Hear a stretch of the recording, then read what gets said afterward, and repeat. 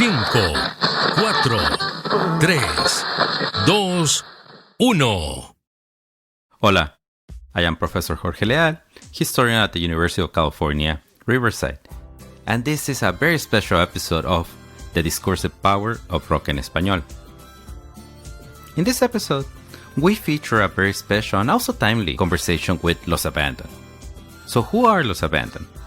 Well, they were the buque de insignia, the flag-bearer band that encompassed not just rock Angelino, but the multi-ethnic Los Ángeles of that very first decade of the 21st century. As a band, Los Abandoned were always very interested in creating their own unique and captivating visual and sonic identity. Their Broken Heart logo encapsulates the band's name and lyrics, yet also leaves plenty of space for interpretations.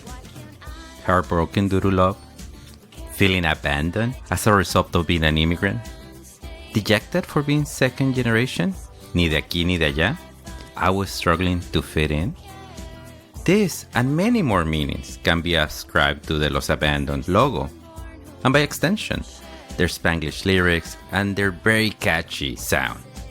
Well, this fall 2023, Los Abandoned are back with a new single and also a one-off reunion show. Así que I had to get them on record to talk about el presente de Los Abandoned, the history of Los Abandoned, how this intersects with LA history, musical history, and also lived social history. Plus, I definitely want to hear about their crazy stories as the LA band of the 2000s.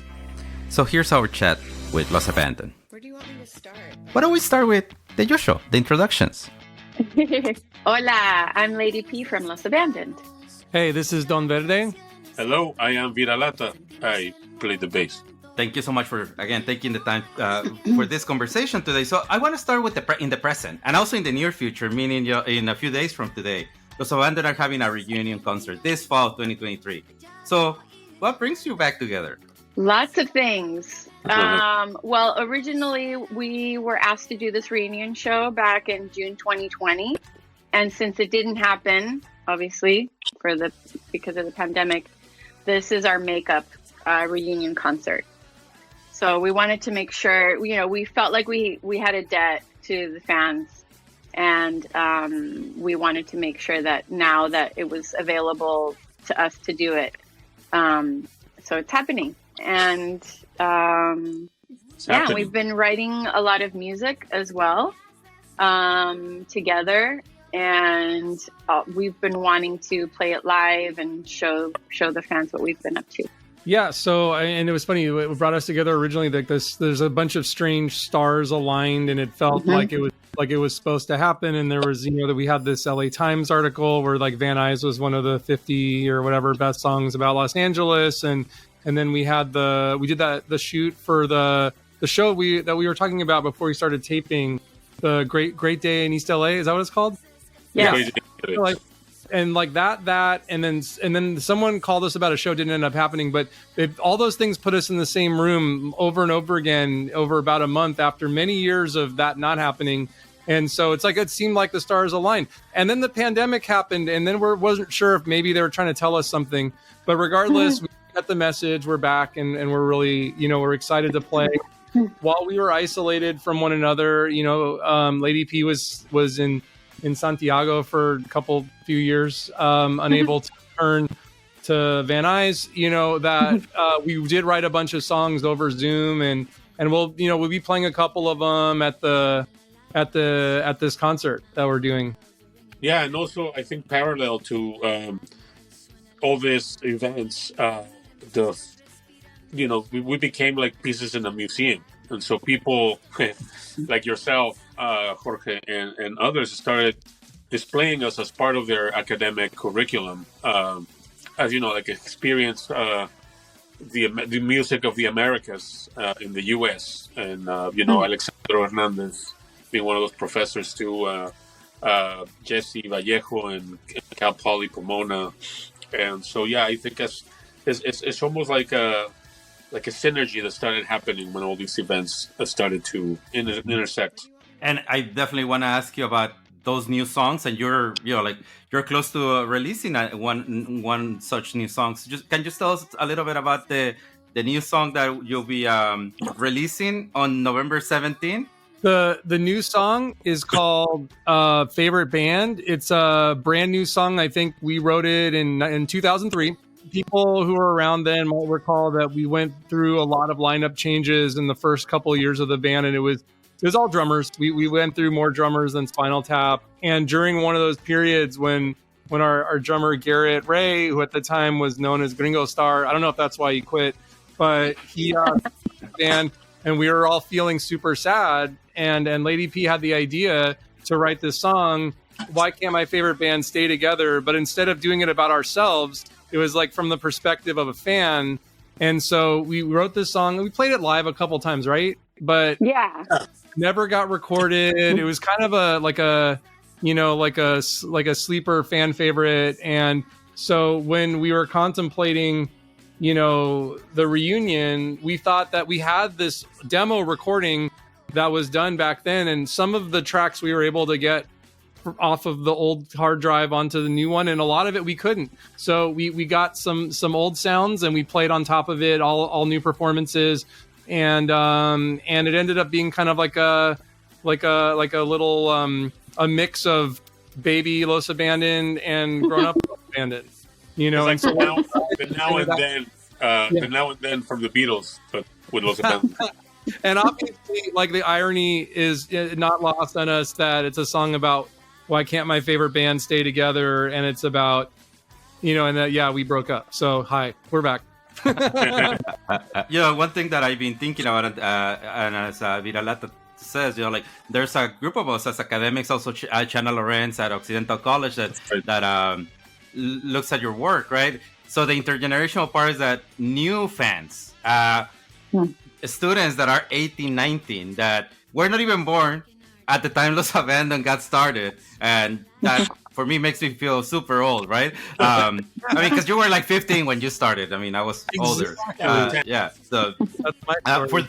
But for all of them, this is new, and I wanted us to take us to that starting. So if we get, let's take it back to the beginning of the Los Abandoned. We'll do that. Effect like where we go back to the past. So I wanted to ask you,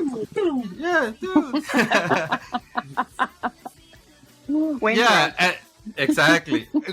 And as we go back to the past, share with us the Los Abandoned origin story. How did the band started, and also if you can tell us about that LA scene at the time. Yeah, at the beginning of Los Abandoned was because both Don Verder and I found ourselves without a band. And so we were pretty heartbroken about that and decided, well, both of our bands were just as, wild and different and genre bending, bilingual Spanglish, and so we were like, well, we kind of are coming from the same worlds, wanting to do the same thing. So we decided to get over the breakups of those bands together. And pretty much the first year, we would just meet up and write demos and develop the idea of this band. And at that time, it wasn't as seen or accepted to be a band that played not only in Spanish but also in English and Spanglish, right? So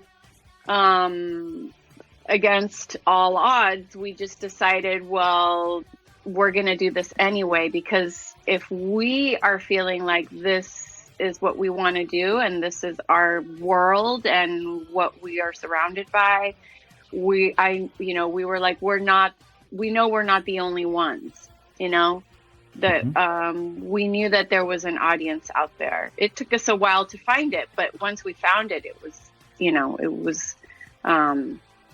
was very rewarding.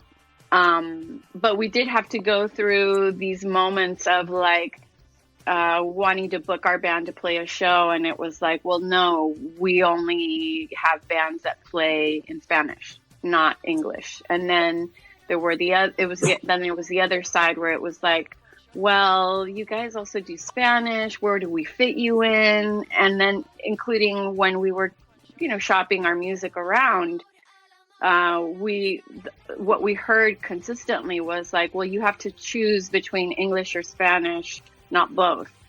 So, it took us a while to not just find the audience, but also to find that support to accept us, for what we did.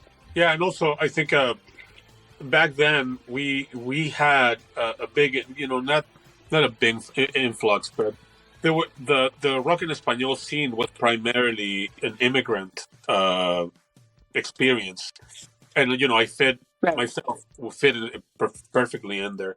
And I remember at the time the Chicano bands were the Chicano bands, and the rock en español bands were the rock en español bands, and I remember being called a paisa by one of them, and I really didn't know what that meant. And I was like, well, yeah, yo soy tu paisano, yeah.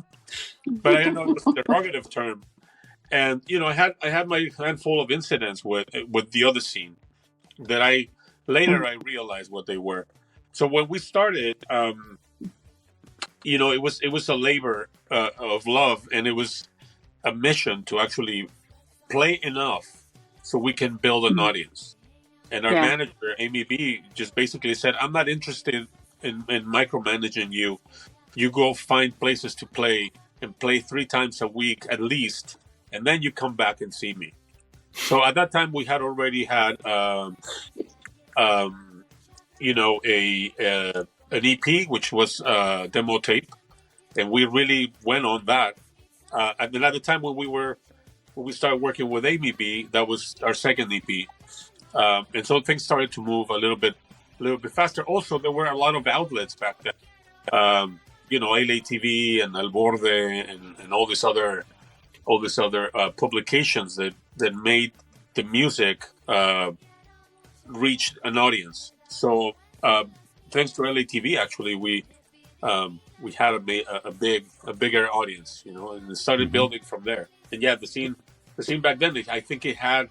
I was a staff writer for El Borde, and I remember, we would get all these demos from all these people, and we probably had counted about 250 local bands that were exclusively rock en español. So yeah, that was kind of like, and we actually did meet, me and Pilar met, because I did a review of her record with Pescadores Pecadores. And then I met David because we were both in the scene. He would play with Lita Flores. And at the time, I was in a band called Bayou, which was kind of like a multicultural band. And so we will, meet each other. And then he will be playing with Tijuana Bibles. And it was a very promiscuous scene. Hence the pseudonyms. Like, part of the thing was like, you could go out some nights and like Vira Lata or me or whoever would be playing in all 4 bands. Yes. So, like, there's something kind of cool about that there was this incestuous scene, but at the same time, when we started this Los Abandoned, we kind of wanted to get a fresh start, and we wanted to just like not. It's like, yeah, we're not that guy that you saw. What's the place on West Adam? Fado Do. Fado Do playing like all 4 sets. Like it's like a new thing, and we just wanted to kind of like a clean start.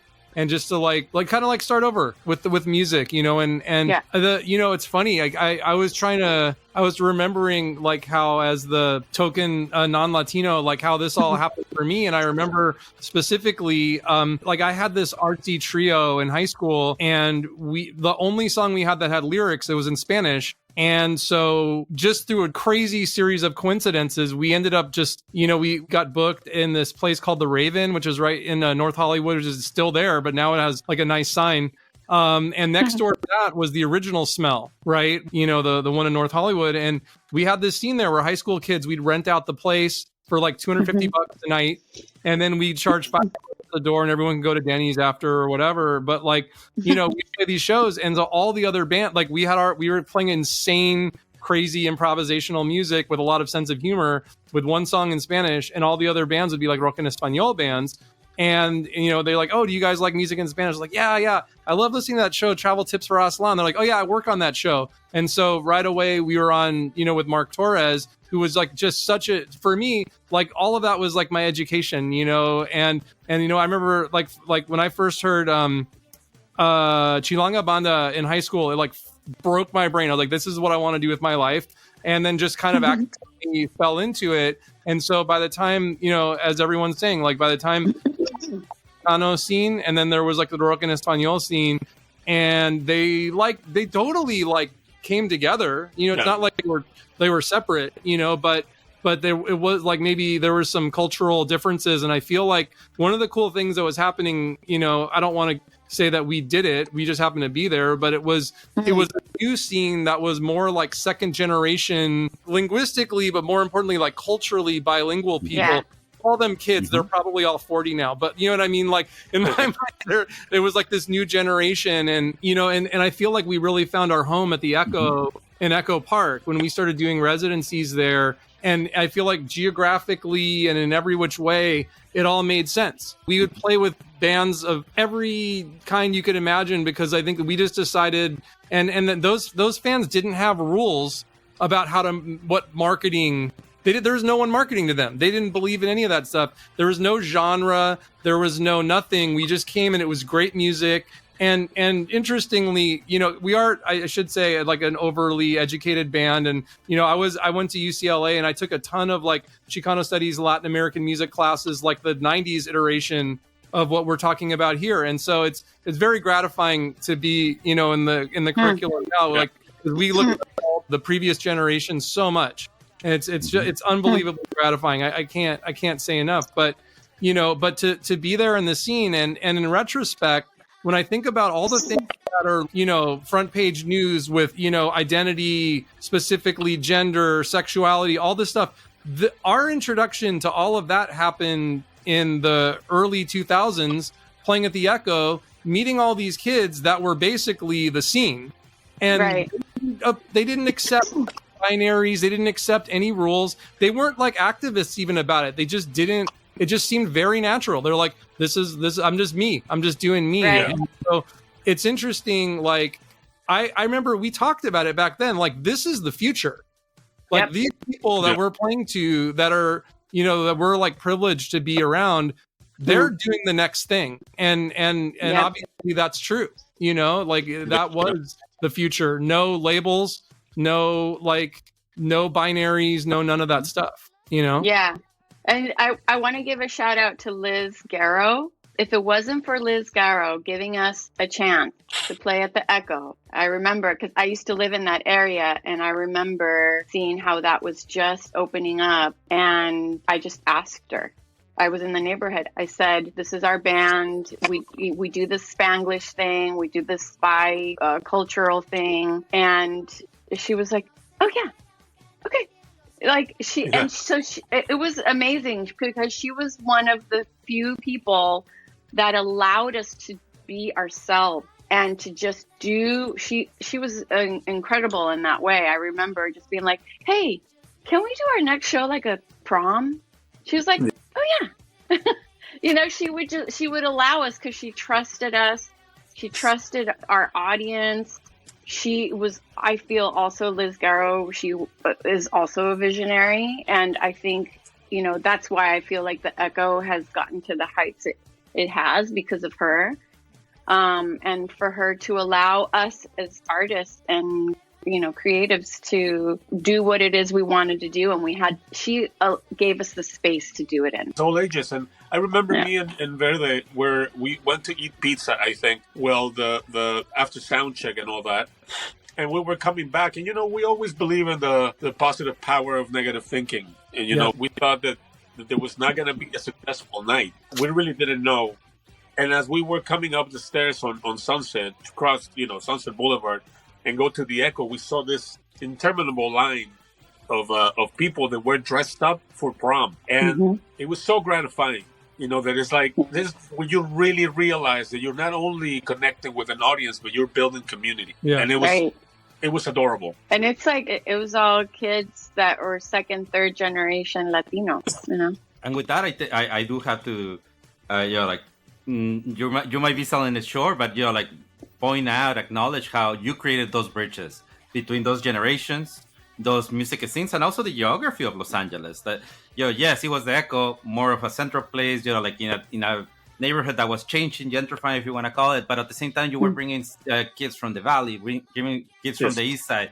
Like east side as East LA, Boyle Heights, Orange County as well, the Southeast LA. So you were creating those bridges, and I think that there was some sense of panico, but like in a positive panic. Oh, so and here I just want like this. I think a really good time for us to listen to this song, Panico, and then we'll come back and continue our conversation with Los Abandoned. So this is Panico.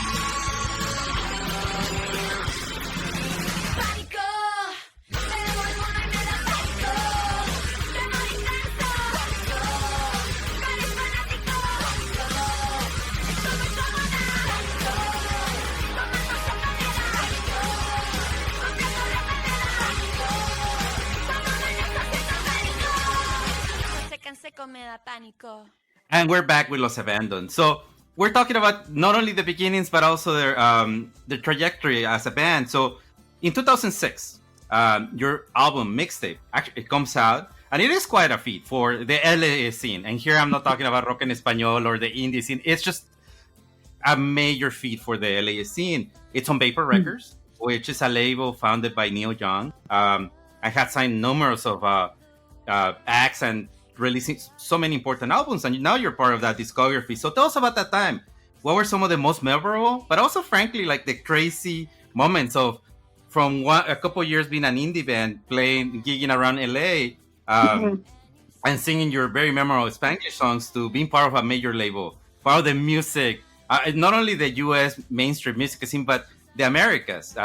And here we can think of your performance at the Viva Latino as well. But tell us about those memorable and also crazy moments of that time. Yeah. I mean, for me, I think everything just got amplified. So it was like we were still kind of doing things, on our own, and just because it's hard to kind of let go of that punk rock ethos of like do it yourself.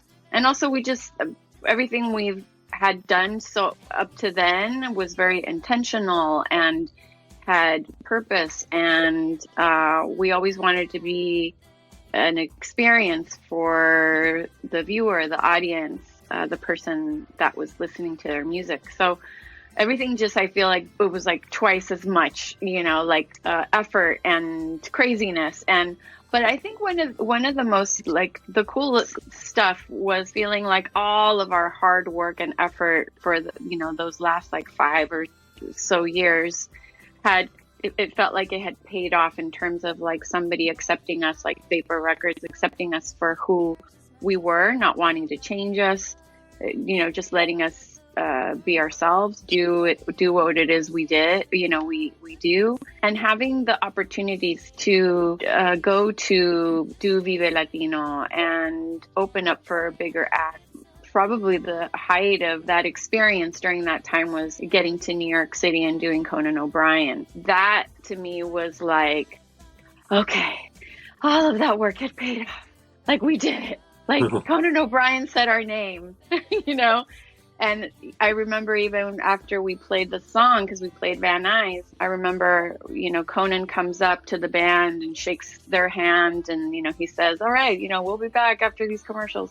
Remember him saying to me, the first thing he said, it is so cool to see a band with so much energy. Usually bands want to just look cool.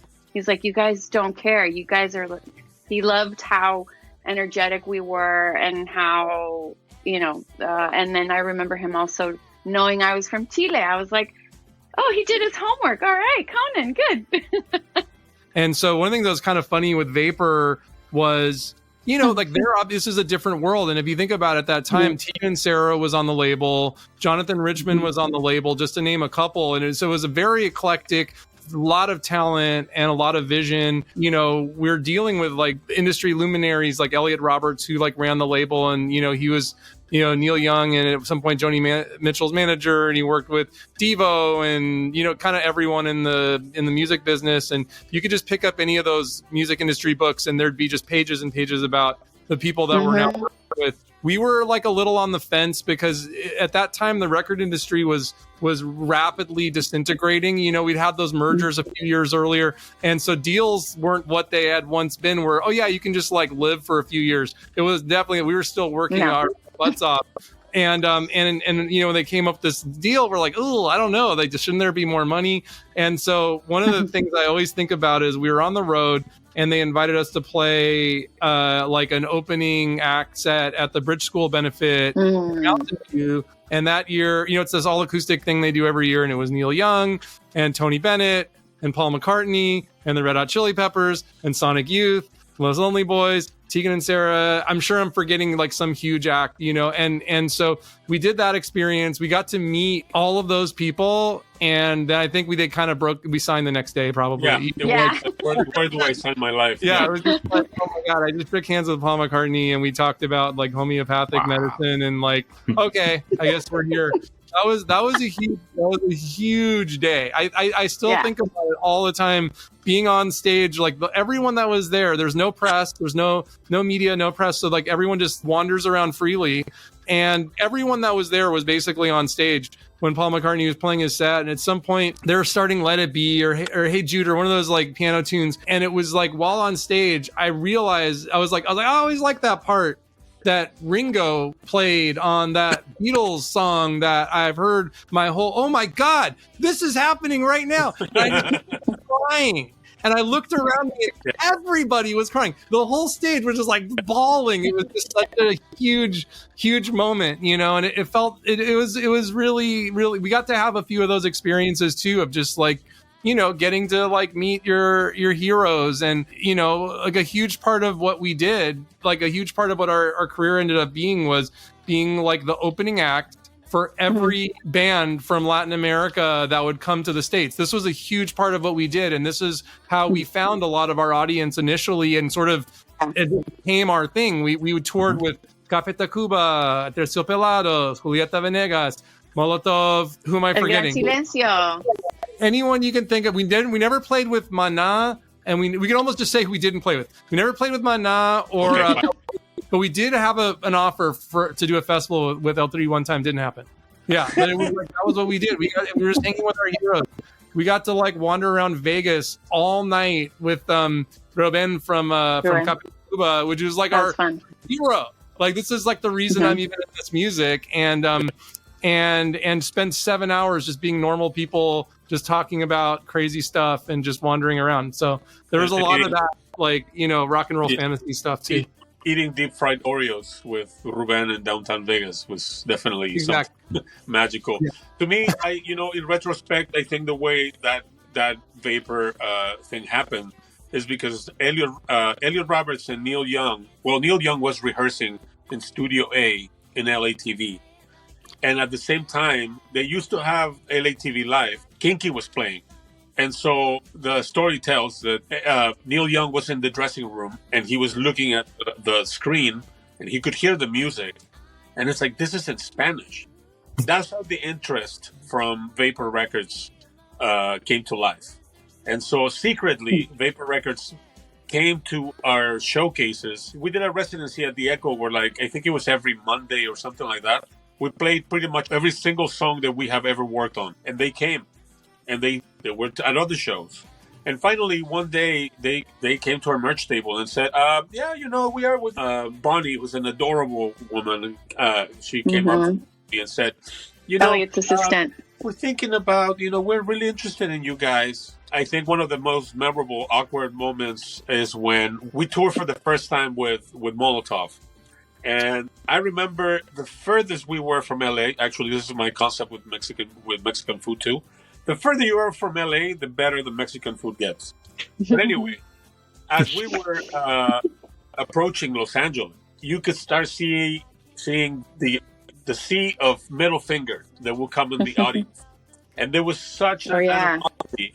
The animosity was so large, that they really didn't want us there. I think the year later, Soya did the same tour, and they actually decided not to play when we went to the same place in Scottsdale. They were like, "Oh no!" That's the meanest audience I ever played to in my life. It was wonderful. We have. It's true. Videos. We had a lot of. I remember also, like, for me, those experiences were also like, as being the only woman in the group. And all of a sudden, there's all these men giving you the middle finger, and you're about to sing a song, a song about electricidad and love, and and I'm just like, I was like, okay, how am I gonna? I remember, looking at the guys and like, just how am I gonna approach this? And I was just like, okay, we're gonna give him the middle finger back. Yeah, and it was through our attitude, through our attitude, through the music, and just also because we had already been working our ass off for so many years, we had played in front of so many different kinds of audiences, like audiences that wouldn't look at us or audiences that weren't there. It was only the sound guy there, so we had already played so many different kinds of audiences. It was just like, we're just gonna do what we do best and like just rock their world. And like, I want to say by the time we were done, they were like at least a little bit more warm to the idea of who we were. Yeah. I do have a video. It's one of my memorable times. There's this guy, particularly, who was actually mimicking Lady P. Yeah. And he's playing the cowbell, and he's going like this. And then he shows the middle finger, and then, because this is audio, so I got to be descriptive. And then he shows his ticket. He's pointing at his ticket, and he's going like this, like, up and down. This is who I came to see, not you. And it was, we are playing Stalk You, and this is the biggest revenge, Verder playing his solo, and he comes up to him, and he's kind of like maybe 5 feet away from, there's this beautiful wall of bouncers who, they're safe, and he basically just comes and starts like tapping on, and she goes to the front and gives him the middle finger in the middle of the solo. That to me is so memorable, because in the end, it was kind of like a Sunday morning gospel thing. You have to convert people. Mixtape was such an experience that it was kind of like going to grad school, and making a record. It took, I remember the label would come to the sessions and be like, "What you like? Are you guys? Is the record ready?" Like a month later, and we're like, "No." And then like a month later, they will come back and say, "Is the record ready?" And we're like, "No, not really." It was like Neil Young already put out 3 records. Like, what are you guys doing? And I remember like we just really like there for as much as we could. And in the middle of all that, we actually did tour with Molotov again. So we were coming back and forth. And we had done a tour with Tacuba. And then the making of that record, I remember, it was so... I didn't listen to it until we had to do that reunion show in 2013, I think it was. 11. And I was really blown away by how all those songs were crafted.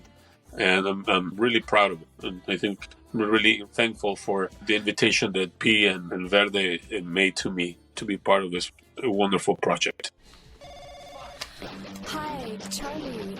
I thought we could talk about music or maybe art. Baby, how is that to know that I would become one of those people that you read about in the paper, driven by a satisfaction.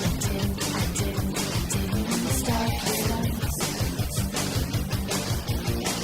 It was years of observation, and I didn't even know your name.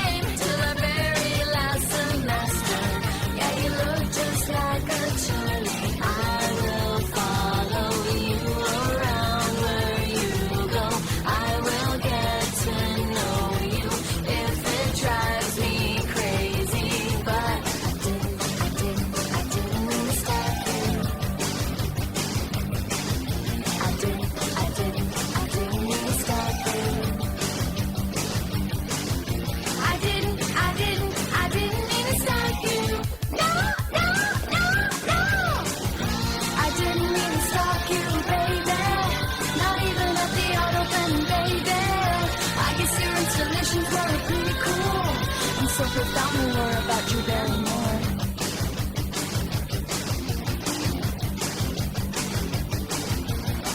Time was short, I needed answers to the questions running through my brain. So I looked in the art department, files of your history and assignments. I will follow you around where you go.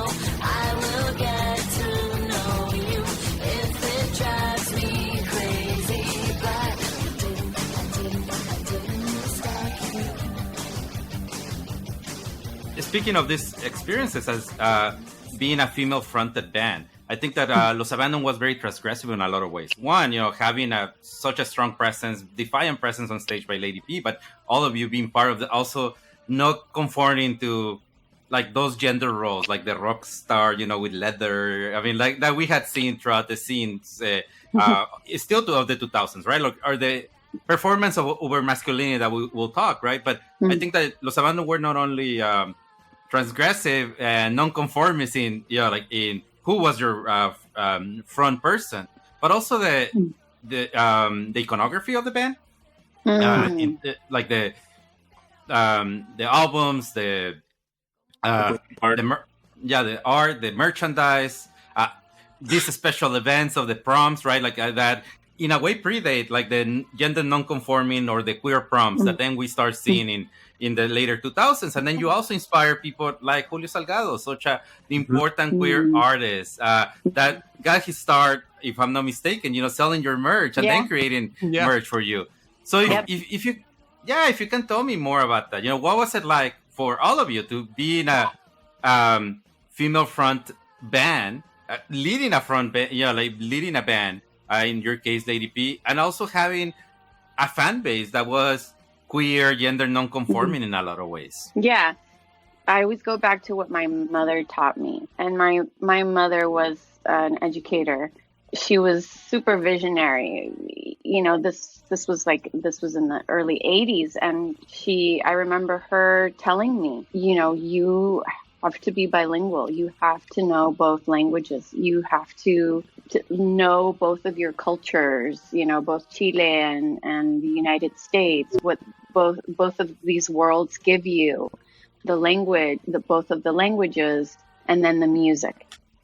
From a very, very early age, I have photos of me playing with my mom at 2 years old, playing percussion with her all-girl, Chilean folk band, From a very early stage of life, I was always told to be proud of who you are, to be a leader, to integrate both languages, to integrate all of the, everything and who you are, and allow that to others. So for me, it was just kind of like following these wonderful, beautiful, visionary ideas of my mother. At the end of the day, if we look at it, that's really what I'm doing. And then when I met Verde, I was like, oh, this is another person that's also the same, like that I can create music with, and I can create these ideas with, and we could go back and forth with, and able to create this band. So I think it all really comes down to who we all are, and then we met Moises, and we were like, oh yeah, we're totally bringing him in on this like crazy adventure, because at the end of the day, we all had this very sort of vision and open mind about how we saw things kind of going, and we wanted to create that in the music and in the shows and everything, and accept everyone as they are. Yeah, I mean, I feel like we kind of said something to this effect earlier, but we were very aware, like we weren't doing it. We were just happened to be aware. We noticed what was happening all around us. It's a beautiful thing. Like probably all of us feel this way, but speaking for myself, I've just always been interested, put it this way, like doing like more mainstream culture has never interested me in the least. I never felt any draw to want to put any energy into that whatsoever. But like random things like touch my heart. Like I have this weird thing where like whenever I see anything about like women's sports teams in the 90s or something like that, I get like super emotional. Like from the day, from when I was I remember in junior high school having a conversation with some friends and figuring out that I should really be like a girl's daddy. Like I should have a daughter, So, 100 years later, now I do. And so it's not to just like repeat. Like one thing I'll say, like one of the reasons that I wanted to do this band again, when we started getting this opportunity, when it started presenting itself, that we're all together, we're all talking, oh, maybe people want us to play again. One of the big reasons for me for wanting to do it was that I wanted my daughter to see her dad doing his passion, because she sees me like, whatever. I have a cool job. I do music, but whatever. I'm tired. I get up in the morning, I'm making lunch. I want her to see me just being totally irrational, just making art, following my passion. And I want her to do that in whatever weird way it manifests, Yes. And to know that you don't have to do the thing that everyone's always saying to do. And in fact, just to I feel like that's like the biggest lesson for me of this band is we just never, like for better or for worse, we never really did anything that any smart person told us to do. Instead, we just did the thing that we felt really passionate about. And we weren't like, it's not like we were like jerks about it. Like we really, really thought hard about what makes sense. Like, what are we trying to say? And then that's why it took us so long to do everything, because we really wanted to get it right. It wasn't just, oh yeah, we're going to just put out a song. We're just going to play it however it comes out. I don't really care. It's like, no, does this sound like, are people going to get it? Is this lyric? Is this going to be misunderstood? We wanted it to be. And I think that that's one of the things that's really cool about this band. And whenever people ask me, it doesn't happen that often, but if anyone asks me like for advice, it's usually like, I'd say, just figure out what's you and just do that as hard as you can. And I think that's what this band was. And that was because that was what we did. We weren't making bold political, literal statements. Just everything we did was a statement. Do you know what I mean? So we didn't have to write an essay about it, and people got it. And the fans were doing them. And I think that's what was neat about being in this. It was very liberatory to be in an environment where it's like, you just do you. That was pretty, if we had to like boil it down to one thing, we were doing us, they were doing them, and we were all doing each other. That was like the best thing about that scene. Yeah. Also, I think microscopically to say that was an essay. I think Los Abandoned itself was an essay. And because we really took care of the language. It's not incidental. Accidental rather, is really like meticulously like, okay, does this word is it musical? You know, like Alamode is a good testament of that, and you know, like as many of the songs, you know, intersect the what do you call it, the intervention of 20 que pegaditas, no corridos, you know, which is a an absolute cultural icon. And, you know, another thing, just really quick, because I feel us, before this overplayness of Selena happened, we were there. You know, we actually, Lady P had the idea of bringing Selena into the mix. And at first I was like, what? Why? But it really made a staple for us. And, you know, at that point, this is before we started touring or doing anything crazy. We all come from broken homes. And I felt like family, you know, I felt like this was our family. And I always really, you know, we will take care of P, you know, whatever she needs.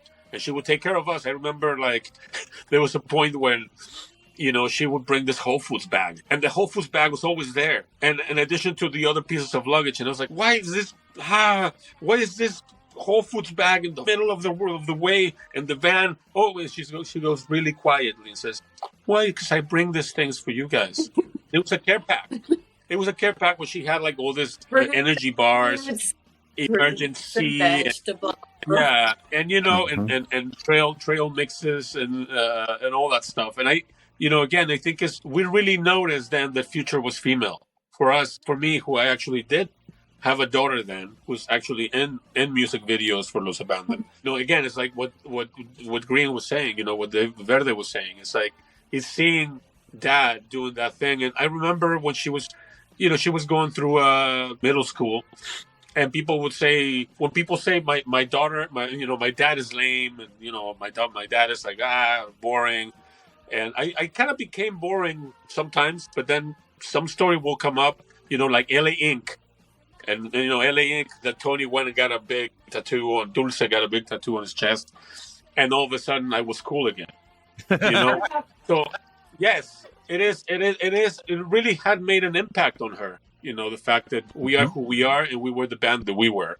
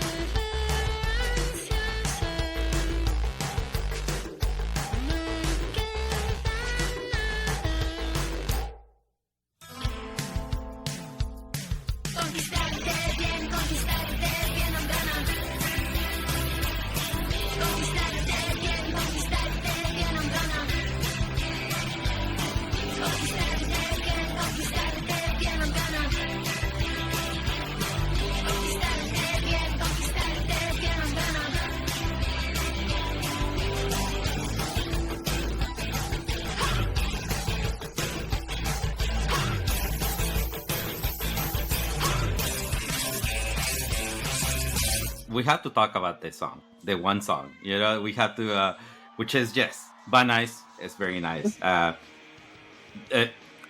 You have so many memorable songs, but this is a song that has made a mark in LA history. The LA Times has listed as one of the 50 songs for a new LA here in the 2020s.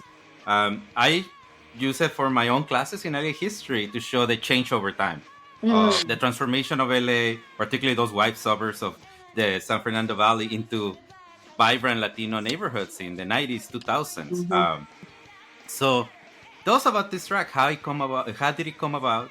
And also the enduring legacy of the song, both of the song and since Vira Lata talked a little bit about the video is just as important and as memorable as the song. So tell us about the song and also the images around the song. Yeah, I mean, funny. I mean, the song came together really fast. You know, like there was one day when I was really sick at home and I was just super bored watching TV, and I started to see different things that were happening in the news about Van Nuys and the Valley, and you know, and then I just started thinking about writing a song to my experience as I am an immigrant as well, but more a child of an immigrant. That's more my experience. I came here very young, and so I had been wanting to write a song with that sentiment of the experience of being a child of an immigrant and asking the question of why did you leave such a beautiful place like the Andes Mountains, you know, for this, you know, like for an apartment building that's 5 stories high, you know, full of people, feeling condensed, salt, cement, swimming pool, like not real, you know, not real water, you know, so just things like that, like, just brought the idea to David, and we wrote that really fast, right? Do you remember? It was like the part that I remember the most, we started reading the news stories. Yeah. I was like, wait, say that again. How do you think about this? Yeah. You know, I wrote down what she said. Yeah, it was just like list. It was almost like just, doing like a little list and like a little rap, you know, and then, I had overheard someone in my family having this talk about, you know, what's better, to be in Chile or to be in the States, you know. And I overheard this, you know, cuando uno hace sobremesa, right? Like you stick around for a few hours after you have, you know, lunch, and you're still talking. And I had overheard one of my family members say, bueno, ¿y qué? ¿Dejaste los Andes por esto? Like, you know, like, ¿dejaste tu país por esto? Like, ¿qué te van a decir? ¿Que dejaste los Andes por esto? You know, just kind of like, talking about the idea of like, what's better? You know, like, is it better to be here and you're alone and like you're living this very, you know, urban life, or, you know, are you back not in the greatest of, you know, governments, but you have the beautiful nature and Andes Mountains and your family there, you know? So that was the, you know, idea behind that song. I think like all, you know, we P and I were talking about this the other day, you know, we were preparing for the show, but it seems like all of the songs, they don't tell you what to think. And I don't even always know what they're about, like without not even like, I don't mean that like facetiously. It's like there's certain parts of it where like it's just like we just said it and we like walk away, you know. And I feel like you can't, like, how do you answer a question like what's the better, like between kind of two amazing and two impossible choices? Like, how do you that's not really how life works. That, okay, we're going to make an argument for this. But I feel like that's how a lot of things are now. It drives me crazy. But like, I feel like we left a lot of space for you to feel how you feel.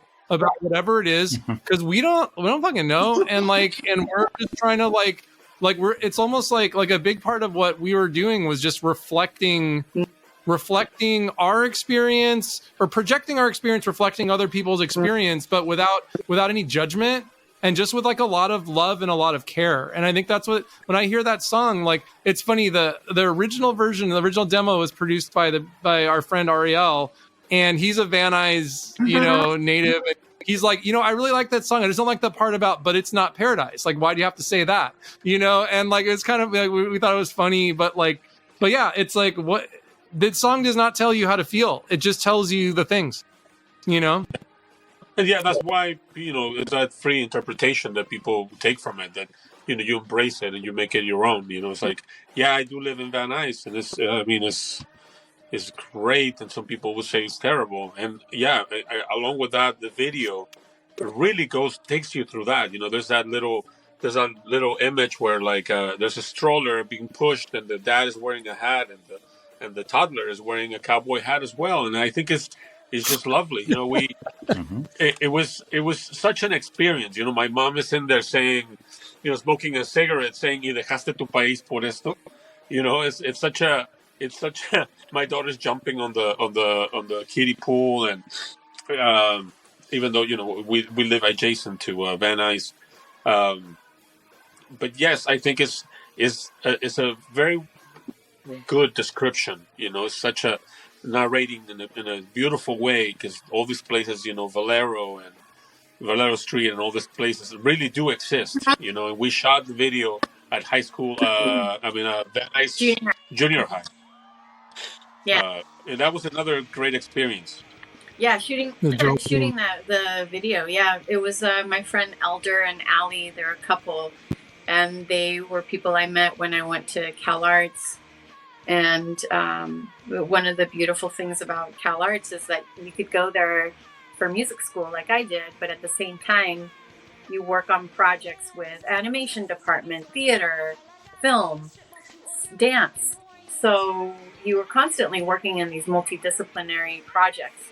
And so I got a chance to work with them while I was in school, made friends with them, stayed in contact. And at that time, Elder was doing commercials. And he was like, "Guys, I have access to this huge camera thing. I'm gonna have it this week. I'm gonna have it this weekend. So we gotta do it this weekend, because that's when I'm gonna have this crazy camera." And like, ¿cómo se llama? Help me out, guys. The Jeep. A crane. A crane. Crane, because we didn't have the drones yet, right? And so it was all filmed with this crazy crane while we were doing all the shots for the cheerleaders and the band at the schoolyard. And we were like, okay, that's when it's going to have to happen. This is when it's going to happen. Okay. So we did it. And so he brought in all of his people from these commercial crews and just got him to do us the favor, which was great. Yeah. This is the inside story. And also Ariel, who produced the very first demo for Van Nuys, went on to make little albums with Elle and Vampire Weekend and whatever. He's nowhere to be found nowadays. Obviously, he learned a lot from working with us. Yeah, that's where he got his start.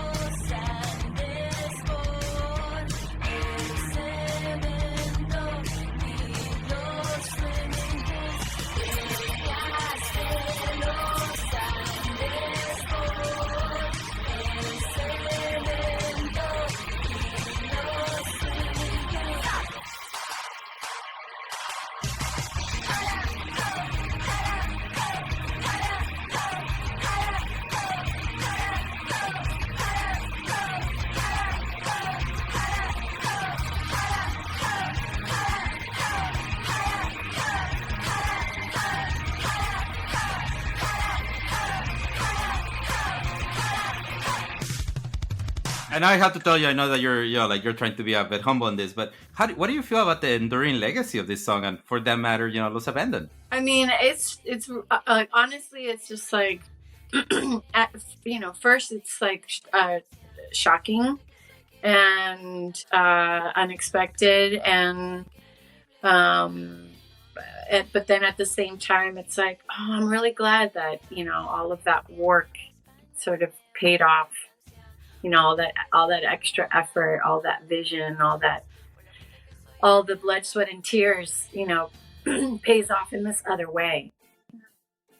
For whatever reason it was, the song is an amazing, well-written song that it will, hopefully it just keeps going and going and going and building that legacy. And whenever that goes, we will really happy to back it up, and backing it up is part of doing this show on the 17th, so that can continue this legacy. On that, please remind us about your reunion show and also your upcoming single. Viernes 17 de noviembre, en La Santa, Los Abandon presentan por una única vez el reunion concert. La Santa. November 17th. That's really good. Thank you. That is great. And study communication we're going to be dropping our first single in certainly a couple of years, and before that, quite a few more. We're going to be dropping our single "My Favorite Band," which as we discussed, we wrote it originally in 2003. Took us a couple minutes to polish it up, but we got it all ready for you guys now, and we're going to be dropping that on the 17th as well. It's coming out on cassette records. Super cool. So, well, I want to thank you for the time, for all the such a great funny. Also, I learned a lot in this conversation. And as a request, please let's have one more than one reunion show every decade. Okay, like that. This doesn't have to happen. Every 10 years, hopefully, sooner. Okay, you could do like 5. Yeah, yes. All right, let's do it. We'll show up to the next one in wheelchairs. Any last things? Any last things that we should end up with?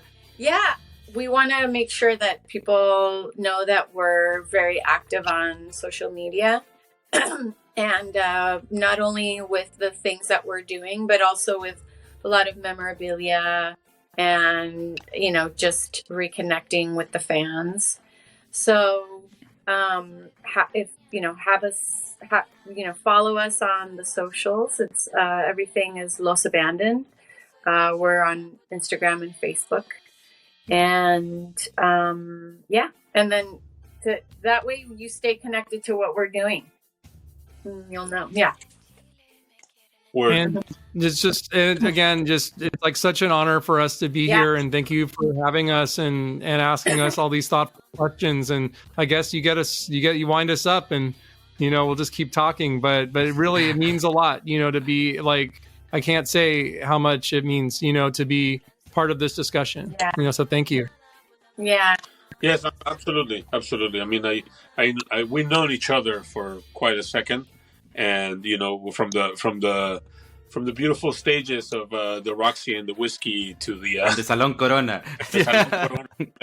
and all those things, and the managing of the bands and the productions of the shows and all that stuff. And I remember you told me once very, very interestingly, said the reason why I'm doing this history doctorate is because I want one of us to tell our story. And thank you for that. Yeah. We're all telling our own stories. So. Gracias. No, thank you. And thank you all. Muchas gracias. Gracias a ustedes, And please, all of us, let's keep telling our stories. So, yes. Mil gracias por la conversación, Lady P, Don Verde, Vira Lata, and we'll see you on November 17th. See you then.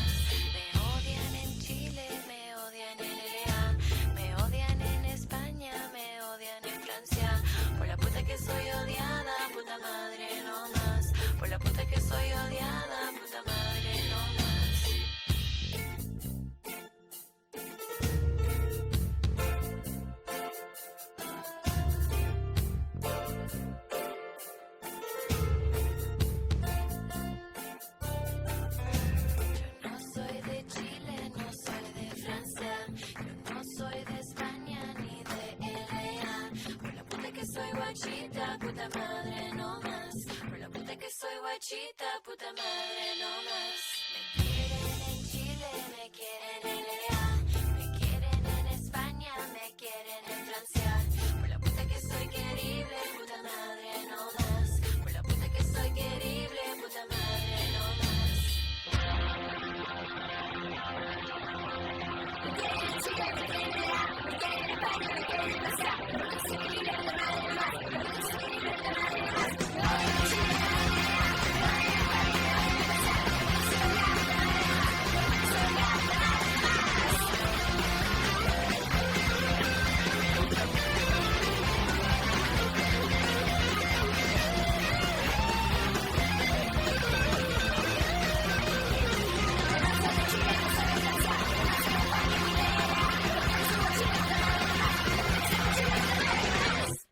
In this episode, we heard several studio and also live versions of the Los Abandoned songs performed by themselves.